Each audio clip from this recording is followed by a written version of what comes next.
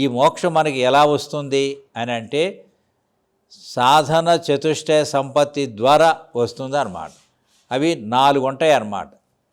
నిత్యానిత్య వస్తు వివేకము, ఇహామూత్రార్థ ఫలభోగ విరాగము, శమాధి షట్క సంపత్తి, ముముక్షుత్వము అని 4 పాయింట్లు ఉంటాయి అన్నమాట.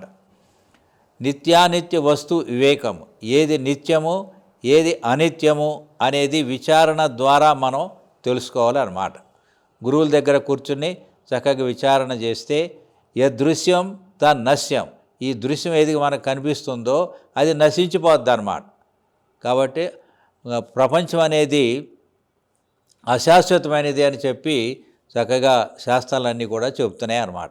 మీరు గాఢంగా నిద్రపోయారు అనుకోండి, అక్కడ మనసు లేదు, మనసు ద్వారా ఏర్పడిన ఈ ప్రపంచం లేదు. కాబట్టి ఇది వాస్తవం కాదు అని తెలుసుకొని దీని యందు ఆసక్తిని తగ్గించుకొని భగవంతుడు సత్యస్వరూపుడు ఎప్పుడు ఉండేవాడని శాశ్వతుడని తెలుసుకొని ఆ వివేకాన్ని పెంచుకోవటం అనేది నిత్యానిత్య వస్తు వివేకం. ఏది నిత్యము ఏది అనిత్యము.